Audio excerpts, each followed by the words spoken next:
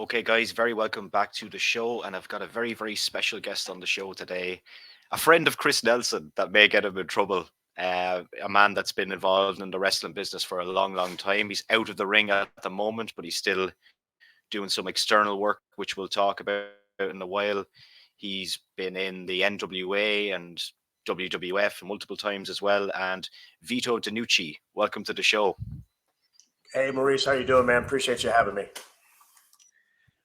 But Chris, Excellent, man. Excellent. Look, go ahead. No, I was going to say, I spoke with Chris. He was aware that we were going to be doing an episode, and he said, "Oh man, you have a great time at Maurice. He's a good time. We enjoyed getting on there and talking and telling stories. So I'm looking forward to it." Yeah, like I kind of approach these things a little bit differently. I like to just kind of sit back, like me and you are just in our sitting rooms now, or living rooms as you call them over there, just having a beer and just having a chat. Even though I'm not having a beer, I'm having a Pepsi Max tonight. But yeah. You know what? Actually, here, let me see. I probably won't have one just yet. It's a little early, but I've got my bourbon with me. There's a cabinet near the desk. Yes. Early. I got stuff to still do today. Okay. So what we'll do is I'll ask the question, the generic kind of boring question, but how did you decide that you wanted to be a professional wrestler? Well, for me, fan as a kid, like so many other people from the business, grew up, and I'm here in Florida now. Throughout the entirety of my career, I've been in Florida, but I grew up actually up in the Midwest, up near Chicago, Northwest Indiana, and was a fan as a kid growing up, watching it. Midwest area, AWA, Windy City, WWA. So, all the AWA guys, Nick Bockwinkel is, that's my hero. Nick Bockwinkel's my favorite of all time. I was a big Dick the Bruiser fan as a kid, the Bruiser and the Crusher and all these guys with Chicago and Indianapolis, WWA, that they were my favorites as a kid. The Hennings, Baron Von Raschke, all these guys. Moved down to Florida right before high school and started watching some of the Southern wrestling. I knew about Ric Flair and Steamboat and all these legends from Florida and the various Southern promotions. I knew about them, but hadn't really got to watch a lot of them as a kid with where I lived. So coming down here to Florida, all of a sudden, Georgia Championship Wrestling from Florida. It's got, there were some channels that carried like Mid-Atlantic and things like that. It was like, whoa, this is cool. And a very different style than what I had grown up watching. Started going to Championship Wrestling from Florida matches. This is back in the early mid 80s. After I had moved down here with some friends, was hooked, loved it. Actually got an opportunity when I was 14 to start helping to set up the ring before the shows for a few of the different stops in Florida for Championship Wrestling from Florida. So Gordon Nelson was the guy who ran the ring truck for them, and I got linked up with some guys that helped do that, and that was cool. So, hey, free admission, and got to meet the guys and learn. So I thought that was cool, and that was the fun part with that was that some of the guys, Barry Windham, Jesse Barr, some of these guys, Steve Kern, on the shows that they were at, if you were one of the young guys setting up the rings, they were receptive to answering questions, even getting in there and showing you a few things and working with you a little bit. So that's where I really first started to get to learn. Took that next inevitable step when you get the bug, built a ring, had that on the backside of where I lived and all that kind of stuff. So we'd go and we'd get working in, and it was good. My old man was, he was in the construction industry, builder, so when we built it right, it wasn't, it was a nice setup. So we got and did that and started to learn. And there were multiple guys that were a part of our crew that would come and work out that ended up having pretty good runs as professionals, guys from Florida down here. So Cliff Anderson and Dennis Bunt, who did so much WWF and WCW TV back in the day when the job guys were so prevalent. Rusty Brooks was a guy back then. Rusty was like a preliminary or job guy, for lack of a better term, enhancement talent, I guess, if we're going the Eric Bischoff rule. But Brooks was a well-known job guy for WWE, and he had a ring set up and taught a lot of guys down a little further south. So some of us would go down there and train with him as well. So that's kind of how I got started. And then as high school went on for me, my athletics career in high school was pretty good. I was a really good football player and baseball player, and I had some opportunities to go beyond high school with both of those. I ended up playing college football. I'd gotten a contract offer to play baseball after high school. Hindsight, I would have taken it, but I didn't. I wanted to play, football, American football at that time. I didn't really pay much attention to wrestling or the business from probably the time I was 17 until I was in my mid 20s. And I actually ran back into Dennis Allen, Dirty Dennis Allen. I ran into him again years later, and we started talking a little bit. And he said, "Oh man, you're a big guy. You always had in good shape, athletic." And he said, "Did you ever think about coming back around?" He goes, "You always had a pretty natural affinity for it. You were good. Did you ever think about coming back around?" And at that point, college football was done. I wasn't playing baseball, and I'm one of those guys that I need something to train for. I'm great in the gym if I'm training for something. So I was like, maybe if I just start training a little bit with this and having some fun playing with it, maybe this is a good fit. It'll get me in the gym and have me working out and getting out. We'll give it a shot. So I did start training with Dennis a little bit and some other people. That developed very, very quickly. And next thing you know, I was getting bookings on some of the Florida independents at that time. A guy named Al Hardiman had a promotion in it was the FWF, Florida Wrestling Federation, back, and he was big. He would run about 3 or 4 shows a month, and he typically drew 500 to 1,000 people, depending on where he ran. He had a nice little gig. I got in with him. He was pushing me right away. A guy named Bill Weaver that ran over, what was Bill's? CCW, I think, was over in Melbourne on the east coast of Florida. And I started doing some stuff with him as well. My tryout for CCW, I went over there and got in the ring with Jamie Noble. Jamie Howard was what he was known for before he went to WWF. And got in the ring with Jamie and worked with him a little bit. And we got done going at it. And Jamie's appreciably smaller than I am. I'm at that point, I was still 6'3". I hadn't started shrinking yet. My discs were all still intact in my back, but I was 6'3", about 265. And, Jamie's, I'm sure they claim he's 5'11" to 6 foot. If Jamie's 5'9", 5'10", I'll kiss your ass. But not a real big guy, in great shape. And, God, and then, as now, Jamie could probably still get in the ring and give you a 5-star match because he's just that guy. He's still a backstage producer for WWE today. But he got in the ring with me. We went a little bit, and he went over to Bill, and he said, "Man, this guy's okay. You bring him in. He's good." I was able to keep up with Jamie, work, athletic. And I had so many people over the course of my career tell me, "You probably came along 20 years too late. If you'd been here in the 70s, 80s, and were then, I showed back up prodigal son style, the late 90s, early 2000s, late 90s when I kind of came back in. And it was different at that point. The Monday Night Wars were toward the tail end. The Attitude Era, my size and my athleticism, I would have probably been, a Billy Gunn type, a big guy that, could do some athletic things. And, I wish I'd been maybe a little bit earlier. That'd have been cool.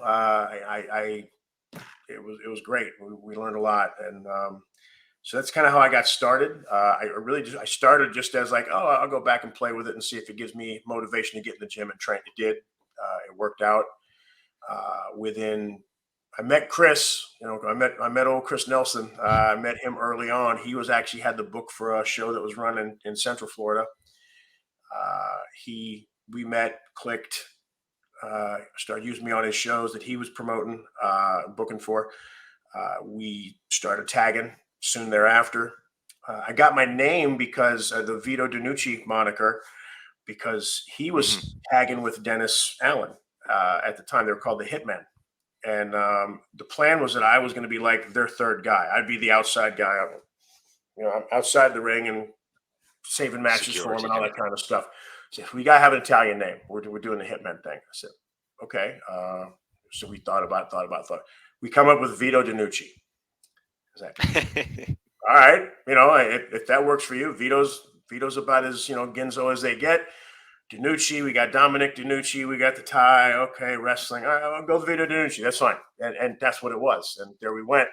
And by the time we really started thinking about, man, we should do something different. It's kind of too late. At that point, you're already out there. You're established. People know who you are. I was like, you know what? Just let's roll with it. It is what it is. So that's where we went. And that was kind of how Chris and I got started together.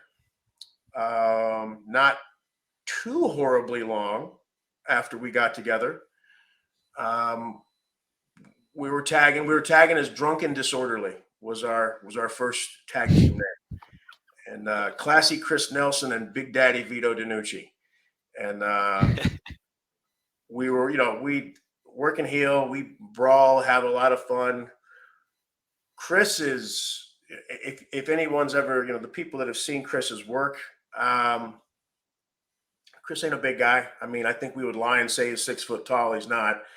And he was a big, thick dude at the time. But he's just such a smooth worker. Chris was so good in the ring. He bumped and sold and fed. And, a guy, you'd look at him and you didn't, especially at that time, you'd look at him and go, he didn't look like he had an athletic bone in his body.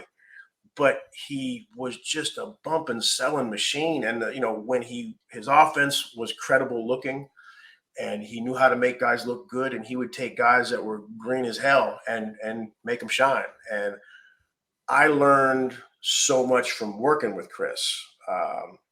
Chris opened doors for me by our association.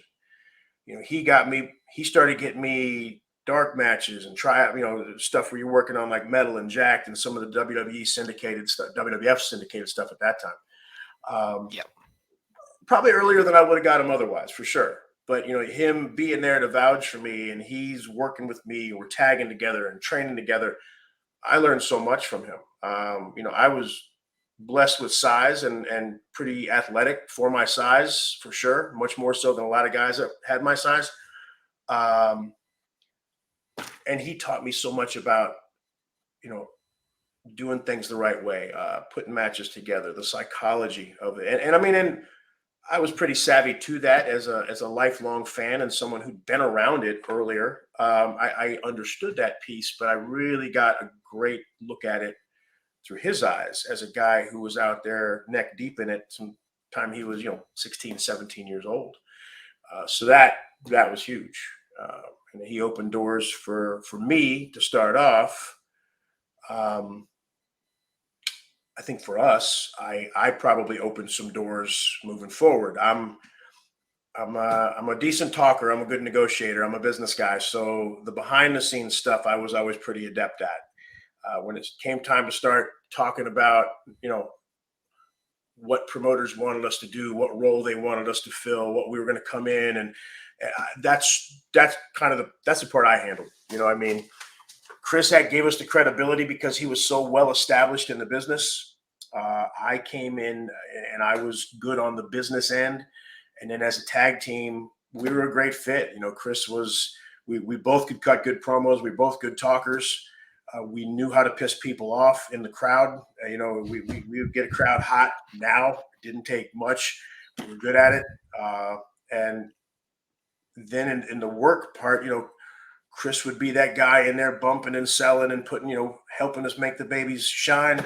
And when it came time for the heat, we'd come in, we'd get after it. We both bumped and sold well. We both know how to make guys look good. The stuff that we did offensively, it looked good. It looked credible. We knew how to work. And it did very well for us. That ended up turning into ultimately 3 runs with the NWA World Tag Titles. We had them for the better part of 2 years. had great matches with a lot of great teams and individuals. Both of us, both as singles and tag guys, have had tons of matches of who's who of wrestling, which has just been fantastic. It's cool, man. You get in there, first time you're staring across the ring at somebody that you grew up idolizing and was thinking was, oh my God, this is it. I'm in the ring in Miami and I'm looking across the ring at Jimmy Snuka going, okay, this is pretty cool. So, that was fun. And, we all kinds of stuff. I mean, we'll get specific when we talk about it, but yeah, it's been great. It was an awesome run. Yeah. One thing I wanted to talk about, we brought it up last time in when we were talking to Chris. That run where, remember Perry Saturn was on a fucking rampage, beating up guys and being really stiff with guys, and then you fought him during that period as well. Yeah. Well, all right. So Perry, what was that like? Painful. It hurt. Perry in that instance, he had worked it was maybe a year earlier than when I worked him down in, I think it was Miami. He and I worked against each other.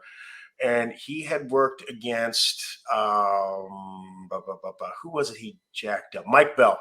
And Mike Bell was a guy who'd been around a while, had done a lot of enhancement matches, was a guy that was brought in regularly by WWE. I'm sure he did some WCW stuff too, where he came in and he was a guy that was well known, come in and put guys over and do a nice job of it. So Perry beat the piss out of Mike Bell about a year prior to that, if I'm not mistaken. And then, that was kind of well publicized, and, something happened with that. And, you've heard different versions of it, but it sounded like something got botched, something got this, and Perry was pissed and kind of went into business for himself and beat him up a little bit. It happens. It does. I mean, it's just, that's the nature of the beast. I've done it. I've had guys that kind of got out of line, and you do what you got to do, get them back in line. So, whatever happened with him and Mike Bell, it was what it was. Then about a week or two prior to the match that I had with Perry, he worked a guy named Brian Gamble, if I'm not mistaken. And Brian Gamble was a guy that he had a run on TV, like on American Gladiators or something like that. It was one of those shows. I believe it was American Gladiators, and he was one of them. And Brian looked good. I mean, he had a good physical look to him. He was good shape, gym guy, had the blonde hair, athletic, looked the part, wanted to get into wrestling. So when he was training down here, he was training at one of the training schools in Winter Haven. It might have been Hardeman's, if I'm not mistaken, but, training over there. Bugsy McGraw was helping train guys over there. Al was a part of a few other people. Brian's a great athlete, but he, again, greener than goose shit. I mean, he just was brand new, didn't really know how to work at that point. He was still really, really wet behind the ears. He had a match in Louisiana with Perry, and Perry beat the shit out of him. I mean, Perry just kicked his ass. And everybody's like, man, what the hell happened? What is this? It's the second time this has happened with Saturn. The word that came out of the WWE locker room was that, oh, this kid went into business for himself. This kid, he wasn't selling for Perry. He's telling Perry he had to get his stuff in because he had family there, blah, blah, blah. That was all BS. That didn't happen. None of that happened. Perry was pissed about whatever Perry was pissed about. Now, what we learned in hindsight was Perry was real pissed about his location on the roster at that point. Perry, he was at that point, he'd come in, of course, the four guys that came from WCW, him, Malenko, Benoit, and Eddie. And, they all came in together, and they were a big deal. And of the four, the one who certainly fell off the most was Perry. Probably followed next by Dean. But, Dean was so respected that it wasn't as drastic as it was with Perry. Perry got relegated to the B shows pretty quickly after the initial burst. He didn't like it. He was pissed about it, and it was becoming a regular thing. So the speculation afterward was that he probably just was in a pissy way and just beat the piss out of Brian Gamble just because he wanted to. So you fast forward to Miami. He and I do our thing. We get together before the show, talking through the match. Now, we walk into the building, Chris and I together. We walk in, 1 o'clock, normal report time for Raw when you're working on Raw. You walk in, and I see as we're walking in toward the locker rooms, I walk past, there's Perry and there's Shane McMahon, and they're off to the side having a very heated conversation. Perry was not a happy man. And at that point, Shane was pretty heavily involved, if I'm not mistaken, with the syndicated shows, like the stuff, the stuff you saw on Sunday Night Heat, and all the stuff they syndicated out and sent around. He was involved with that a lot. Put 2 and 2 together. Perry's not happy by the spot on the card, that kind of thing. Okay. Looks like Perry sees he's working another jacked or metal match, and he's not happy about it. That's what I see. So I look at Chris as we went past him. I said, "Oh boy, there you go." Well, I mean, Murphy's Law. We get around the corner, see the match board already posted up there, just for the grill position. I look up, I see the match board: Vito Denucci versus Perry Saturn. I go, "Fuck." I said, "Come on, bro, really? Dude is already heated. He just beat the shit out of Brian last. Oh, come on, man, not this." And we kind of laughed, and I was like, "All right, whatever, no big deal." So Perry's not available for a while. We finally get together. We talk a little bit. We were out by the ring. I don't know if we got in the ring and went through anything. I don't think we did. I think we just really talked everything through in the locker room. And we had the spots called. So went through it. He seemed a little distracted the whole time he's talking to me. He's pissed. Not pissed at me, but, it's kind of like customer service. I'm not the one who did it, but I'm the guy who's going to receive the brunt of it. So we're talking through it. Okay, we got the match layout. That's great. Get the match time. Bell rings, intros. Here we go. We get out. We lock up. Boom.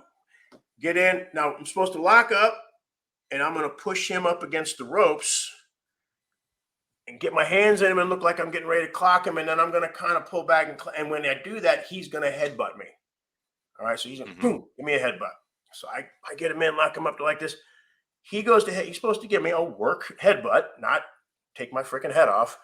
He headbutts me right on the bridge of my nose. He doesn't headbutt me up top. It's not working at all. He busts through with that big freaking steroid-induced noggin of his and blasts me right in the bridge of the nose. Boom. My nose is now a much bit wider than it was when we started the show. And I'm seeing stars, Jesus, and everything else up in the air. It's everywhere. I'm like, whoa, I can't see straight. My eyes are crossed. Well, when he did that, boom, I kind of fell back like that, and I took an ass bump. I hit the way we'd call it, he's going to give me a headbutt. I wasn't going to bump, and then he was going to go into some offense. Headbutts me right in the schnoz. Boom. I hit the ground. He's pissed that I hit the ground. So then he picks me up. I caught flippers. I caught forearms right in the temple and the nose and the jaw. Everything was stiff. The only thing I messed up in that match was he went, I'm staggered. He shoots me off at one point. I reverse him. I'm coming off the ropes. He bends over. I was supposed to give him a boot. I'm on wobble legs, not there. So when he reversed it, I come off. We get it reversed. I come off the ropes. I'm coming up to him. He's bent over. Instead of giving him the boot, I went up like I was feeding for a backdrop. I fed for a and I messed that up. It was supposed to be a boot. I fed for a backdrop. I didn't know my name at that point. We saved it. He kind of went up through it and read what I was doing. And we got through. We did a couple other things, finished up, took it home. He got me in rings of Saturn. Off we go. Okay, good. He gets in the back. I get in the back. He wasn't a total douche, but he just, he's like, "Oh, you missed that spot out there." I said, "Yeah, bro, I apologize, man. I said, I know I was supposed to boot you, and I realized that I was halfway up in the air."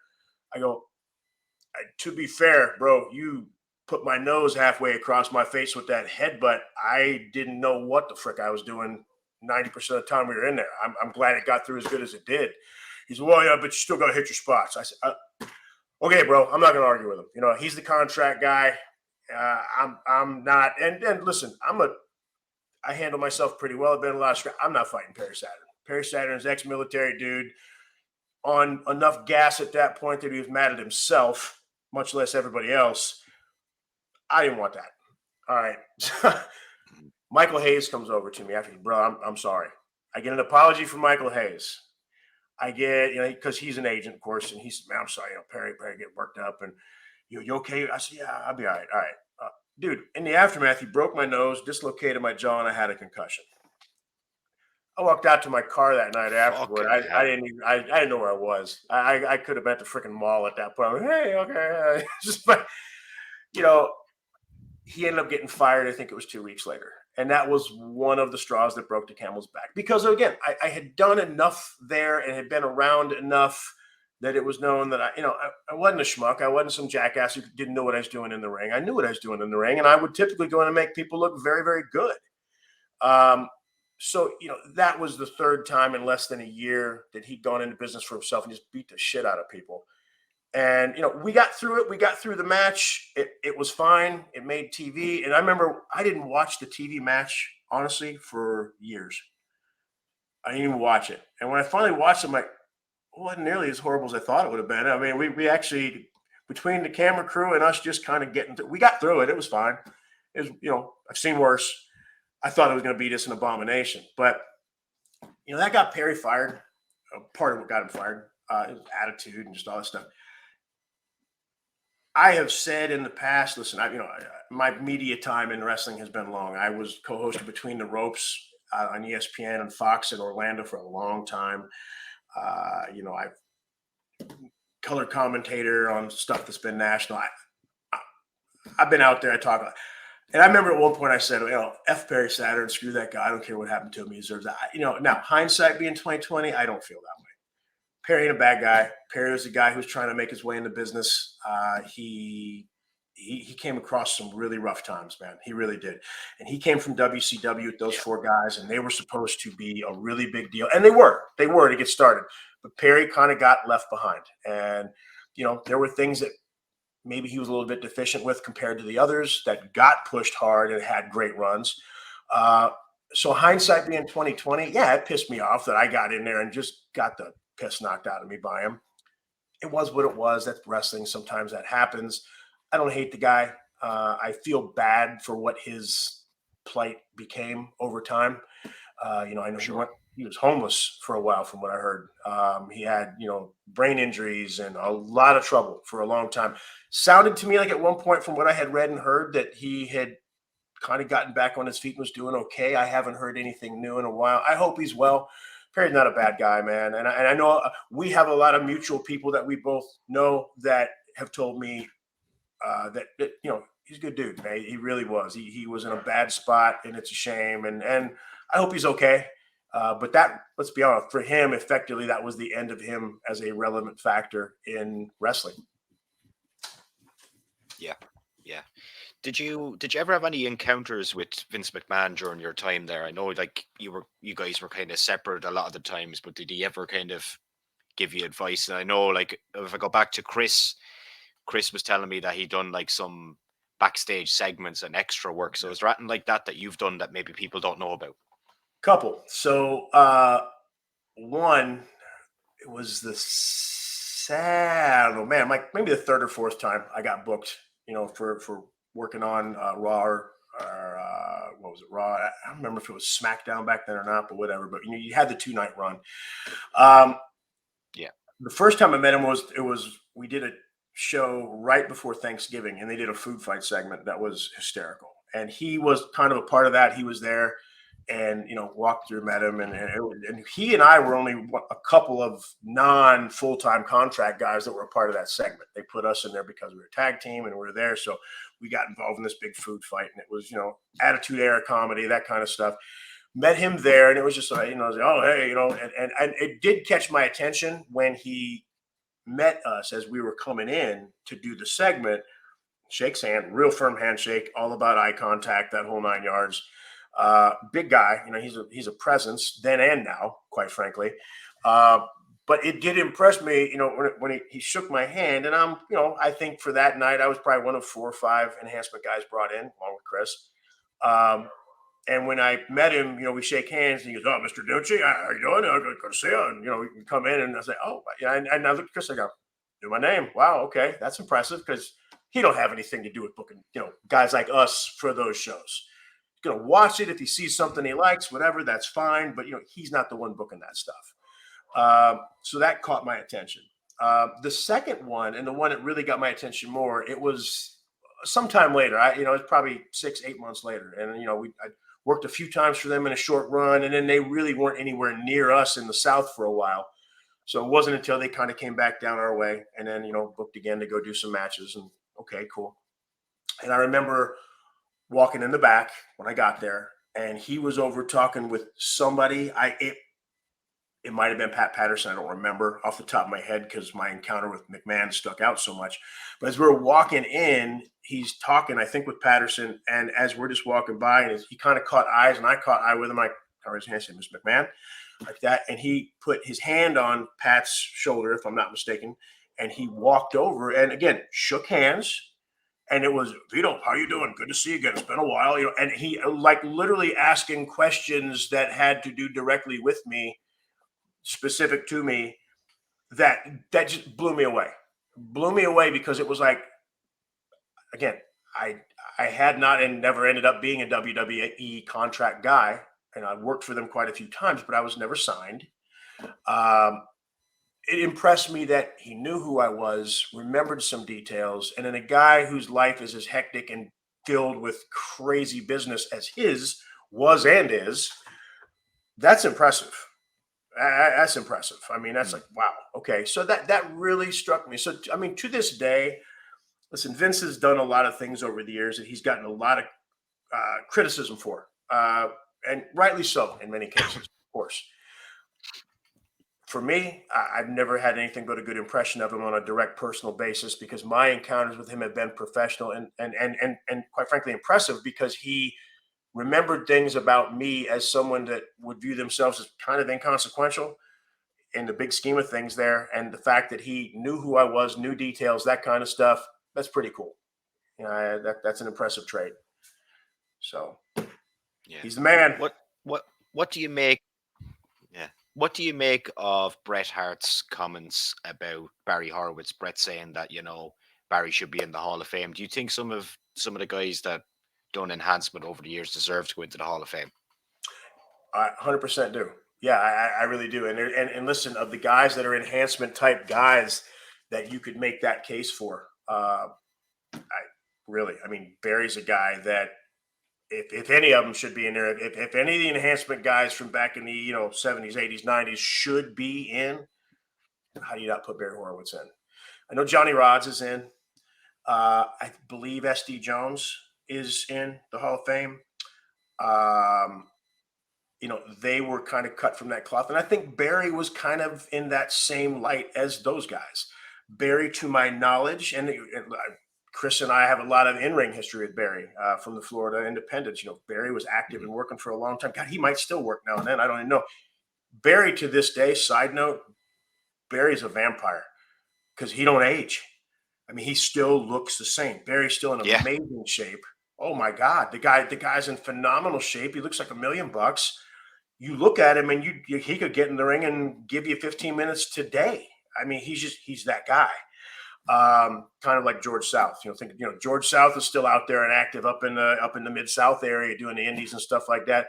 Listen, George South has maintained such a long career working the independents that now all of a sudden he's kind of become this legend that he never really was as a job guy back in the day for WCW. Now George is this respected veteran trainer and people fawn all over George now. And back in the day, it's like, who? Barry was phenomenal. He's a great worker. He was an over out in the territories. When he would go to Florida and he would do stuff, even if he was putting guys over, he was a part of big storylines and an irrelevant player. But yeah, I think a guy like Barry should absolutely be in the Hall of Fame. Now, at the expense of Goldberg, listen, I'm a big Bret Hart guy. I love Bret. I've got to meet Bret a few times. He's on that Mount Rushmore for sure. Listen, you don't have to like Bill Goldberg, and you can have your criticisms of Bill Goldberg, but Goldberg is usually the target of Bret's ire, to say the least. I think Bill gets a bit of a bad rap. Bill did what he did. Bill had his repertoire. He was really good at the stuff he did. Learned how to sell a little bit as time went on to where he could do some functional match work. but Bill was as big of a box office draw as there was during his time. And let's be honest, the first several times WWE dusted him off and brought him back and plugged him into current storylines, the shape that he's in and the things that he can do and the interest that he generated when he would come back in, you don't have to love him as a worker, but to say that he's not a Hall of Fame caliber guy, given what he brought to the business for a pretty long stretch of time, is incorrect. So no offense to Brett, who I adore, and he's the man. Goldberg belongs in the Hall of Fame, but so does a guy like Barry Horowitz. Absolutely. You know, he should. Give me some Jose Luis Rivera too, damn it. Yeah, actually, he's supposed to be coming on my podcast, but that's fantastic. Mario Mancini, Mario Mancini was kind of setting that up, but I can't get a direct answer out of him, and actually George South as well.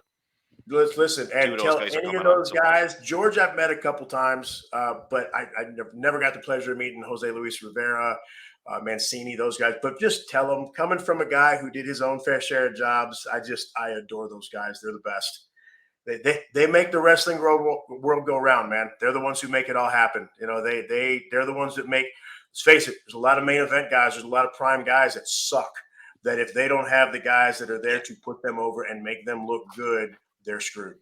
And that's what the enhancement guys, the job guys, the guys that made a career of that. You know, I got to do it a good amount, but I came in on the back end of that stuff. By the time I was back involved, a lot of that was over. So I got to put some guys over, but it wasn't like in the traditional guys like that were on week after week after week, putting guys over, but doing a great job of it and making people look like $1 million. So those guys, so underappreciated. They're the backbone of wrestling, man. Yeah. Any memories of working? I know you and Chris worked as a tag team against Be Cool, Scotty Tuhati and Brian Christopher. Scotty is actually over in Europe now, still wrestling. He's coming back to Ireland here, I think in December, and he's doing a big tour of, I think he's in Malta, Italy, France, Spain, England, Scotland, Ireland, Northern Ireland. Crazy stuff, isn't it? Scotty, all right. So Scotty Garland, one, he's just a quality human being, just a good dude. And I've been around Scotty a decent amount in the years since. You know, he's working again, which tip of the cap, because I know Scotty's had some, back and neck issues and things like that. So the fact that he's out there doing it again, doing his thing, good for him. You know, I love it. Hope he's safe and well. I know he's, we got some shows we're running down in Florida. We do typically fundraiser type shows where, I'm pretty well connected to high school athletics in Florida. So we do a lot of stuff where we do shows where like an athletic department wants to do a fundraiser and we book a show for them put together so they can make some money. Scotty's the guy that we will use on those shows when he's available because he's a great draw. People remember Scotty Tuhati and they love him.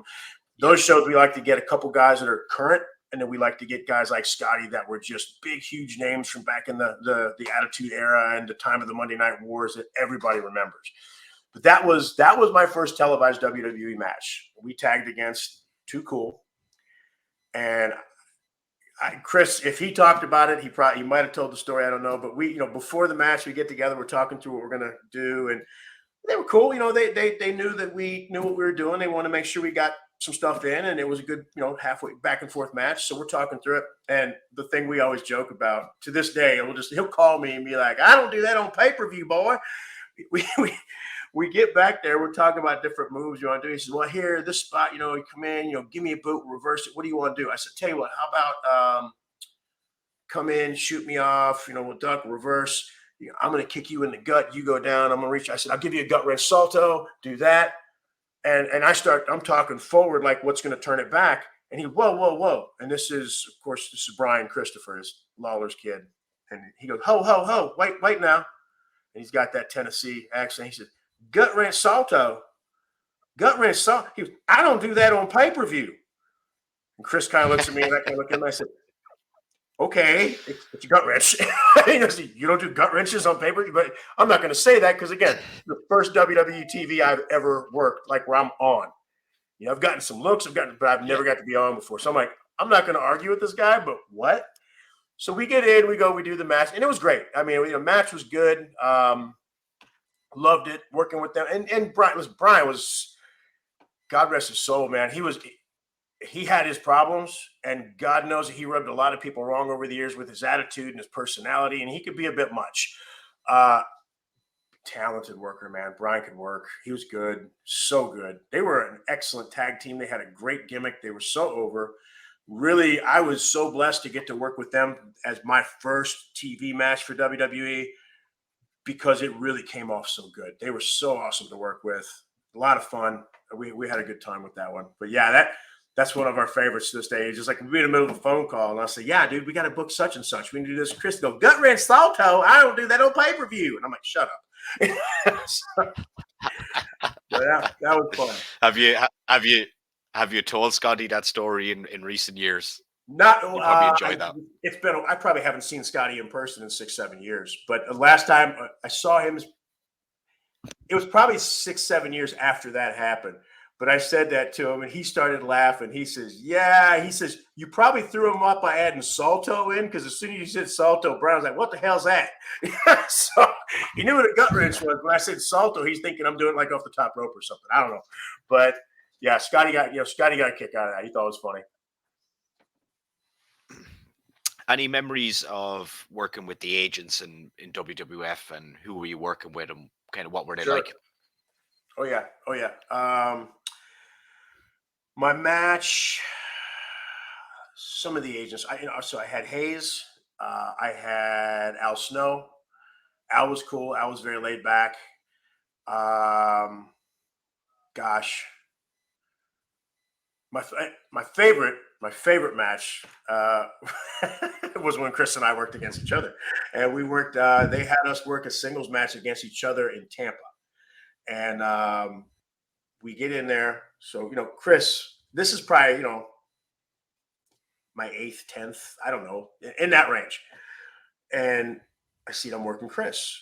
Now, when I see that, Kevin Kelly was the guy who was kind of the liaison for the office for booking the enhancement guys for the syndicated shows, for the tryout matches, for the dark matches. And Kevin and I went to the same high school. He's a little bit older than me, but I knew who he was. He knew who I was. And then when I got into the business, kind of went going, there was a nice connection there. And friends with Kevin to this day. I love the guy. Sure. I got one of these days, I don't know, I got a good story about when ROH was getting going. I actually had a real shot to be the color commentator with Kevin. When that was just starting to get rolling, there's some stuff going on there.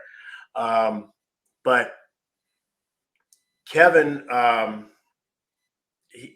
he sets this up where it's like, wow, all right, Chris and I are working a singles match here. Okay.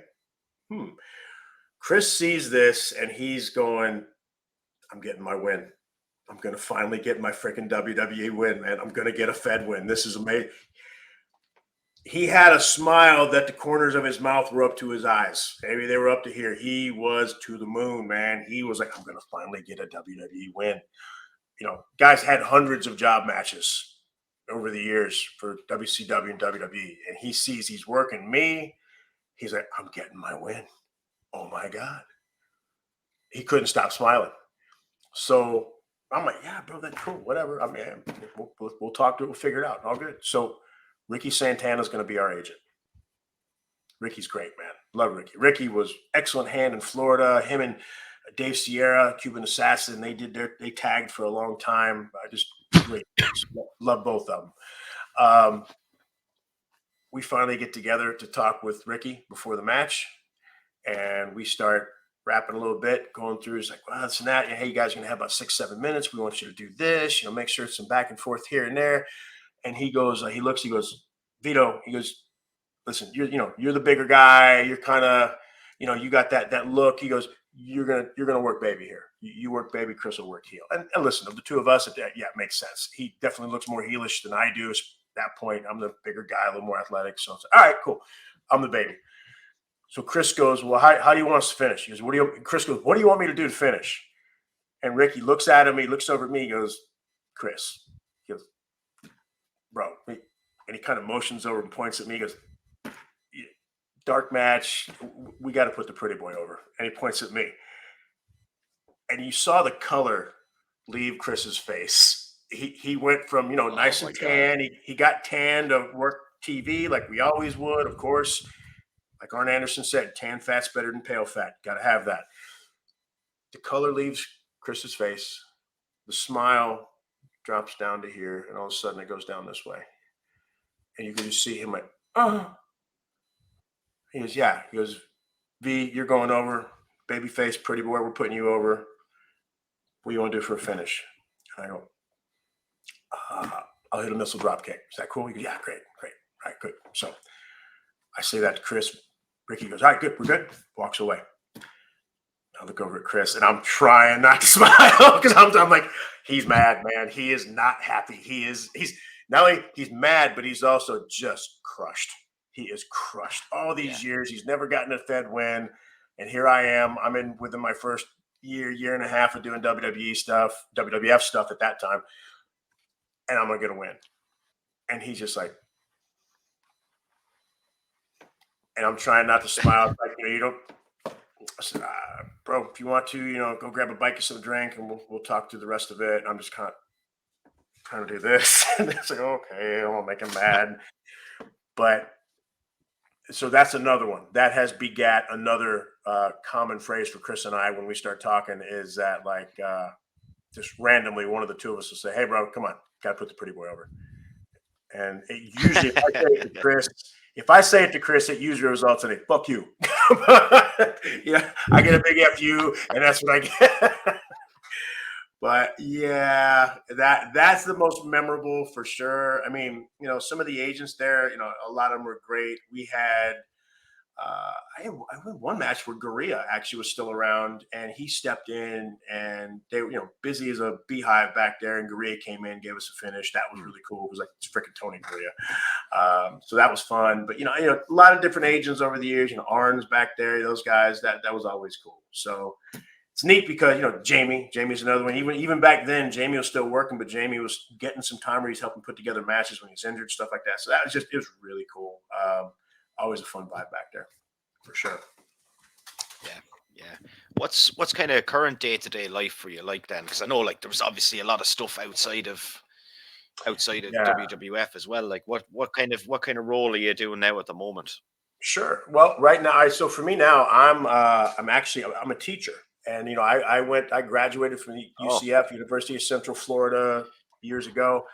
I went there. I played football in college at Chattanooga and at UCF, but graduated with a history degree, business minor, and I got my teaching certificate and all that stuff. I actually started teaching when I got out of the ring full time and towards 40 years old.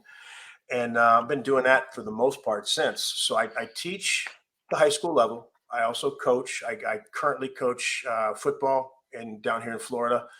And I coach girls lacrosse, believe it or not. I've got two daughters that are both girls lacrosse players, women's lacrosse for them now. Both of them played D1 in college. Yeah. My oldest one played at Fresno State. My younger one played at Eastern Michigan. I got a son who's a senior in high school. He's a baseball kid. He's a pitcher. See where he's going to wind up, but he's a talented kid. I've been married for 30 years. I've been married for a long, long time, man. I'll be 30 years this year in November, and I'm only 52, so it's not like I'm that old. But life is good. We're busy. We live down here in Florida doing our thing. But now we're still involved with the business as far as running shows down here and some of these that we put together, which are fun. And Chris and I work hand in hand on those, which I love. He and I will be doing stuff together in some capacity till we're dead, I'm sure.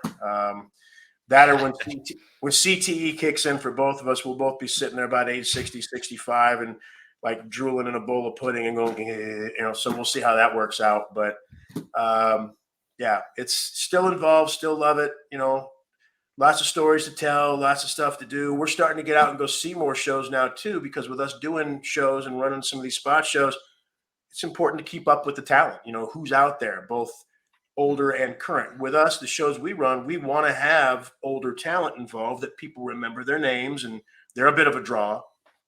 But then you want to have some of the current people too. Florida's a great place for that. A lot of the current talent lives in and around Florida. So getting them in here for shows it's not hard. So that's pretty cool. Yeah. We got one coming up where we're going to have the Headbangers and Gangrel on the show.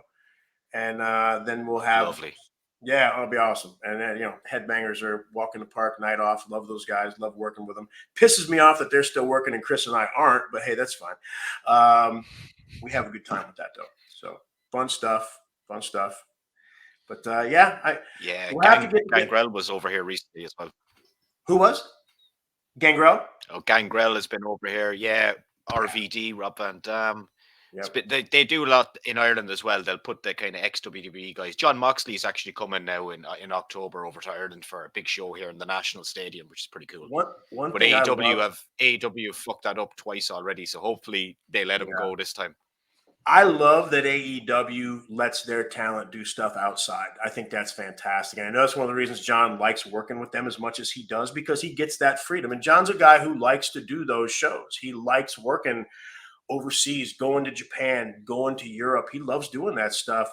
That's important to him. And the fact that Tony Khan gives him the freedom to do that, that's pretty cool. He gets to scratch that itch, which, let's face it, with WWE, that's not going to happen. At least not the way they run it right now. Maybe that'll change when ownership changes. Who knows?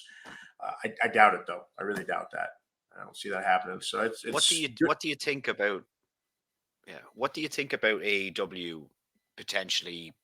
It looks like there's going to be like 90,000 people in Wembley next Sunday at this thing. Isn't that crazy? It's amazing. And listen, it's cool because it shows the hunger that the fans have for pro wrestling. AEW is a good product. They've got crazy good talent. They really do. The talent in AEW is second to none. I mean, there's a great roster. There's a lot of name value. There's a lot of in-ring talent that can go with anybody. So anybody who tries to say that AEW is a subpar product as far as the talent and name value, stop it. That's ridiculous. That's absolutely ridiculous. They've done a great job. The Brits, the fans in Britain and the UK in general are phenomenal. The Irish crowds are great crowds. The British crowds are fantastic crowds. 90K in Wembley is amazing. There's always the naysayers, the detractors, people saying, wow, the full card's not posted yet and all that kind of stuff. Hey, man, stuff happens. Adjustments have to happen. Danielson being hurt, some of the injuries they're having. I think Jamie Hayter's out, if I'm not mistaken. It affects booking. It makes it tough, but I think it's going to be, amazing. I guess it's going to be, we'll see what happens here with Cash Wheeler. He had his little dust up this weekend where apparently he flashed a gun at somebody as he drove by him or something because they were driving erratically, and you can't do that. Listen, now I mentioned Cash. That was stupid. He's going to probably end up getting fined pretty heavily. There'll be some stuff involved. He didn't shoot anybody. He didn't go, he did something dumb. It is what it is. Yeah. I hope to God, this is fan me speaking here. I hope to God they don't make FTR put over the Bucks. I really hope they don't make FTR put over the Bucks. I think FTR, they're the best in the world, man. They're so good. They are just so damn good. They can work with anybody, any style, anywhere, anytime. They do it with psychology. They make it make sense. I love those guys. FTR is everything that I wish Chris and I could have been as a tag team. They're so freaking good, man. They're just a joy to watch. I don't stop to watch much of anything now. If I'm watching wrestling, it's usually with intent. Talent that I know is available to work on shows I might want to watch and see what they're doing. I will stop what I'm doing to go watch an FTR match because they're that damn good. So good. So we'll see what happens with that. But I want AEW to succeed, to continue to succeed and continue to grow and thrive because the wrestling world needs that. Being a WWE and a bunch of who is no good for the business. We need viable companies. We need viable options for talent to be able to go to. And honestly, the leverage that the talent has by being able to go to AEW and get a legitimate contract if they're not getting what they need in WWE that's huge. And we need that. Impact has survived all these years. They're still there. They're still an option. They still have some pretty heavy name value in Impact. But I know that company's, it's never quite gotten to where they wanted to get to for sure. They've had some ups and downs and better periods than not. They're a little bit of a clear third choice of the big three at this point for sure. But they're still there. They're still viable. They still put on weekly shows that are out there on a national basis. They still got a lot of good name value there. I'm a fan of the idea of AEW, and I want it to be successful. I want to see it thrive and succeed. I got a lot of friends in AEW that are part of that organization that I know the brain trust is there. Jerry Lynn is just a stud of a dude, and he's a great mind for the business and a great teacher of the business. Jerry's there. Chris Daniels is neck deep. I've spent a lot of time over the years with Chris Daniels, on the road, different shows together, stuff. And he's just a great guy. Chris is a phenomenal talent, still can get in there and go with anybody. And I think he's damn near in his mid-50s at this point. It doesn't look like he's gained a pound. And still keeps himself in great enough shape that he can go. So many good people involved in that company. I really hold out strong hope for them that they're going to continue to grow and thrive and get better and continue to be that viable other option. And the business needs it. Yeah. Vito, Larry, I think we'll have to do a part 2 for this show, but it was a pleasure to talk to you today. Some nice stories in there, and we didn't even really scratch the surface yet. Oh, anytime, man. Love talking with you. Enjoy getting to talk in this type of format, good audience, and just being able to kind of tell some stories and talk about, intermix the current and the past and all. I love it. Anytime you want to talk, you let me know. We'll do it. Yeah, we'll do a live show next time where we get some of the fans involved. Awesome. Let's do it, man. That sounds great. Great. Cool. Thanks so much for your time today, man. I appreciate it, Maurice. I'll talk with you soon. Cheers, man.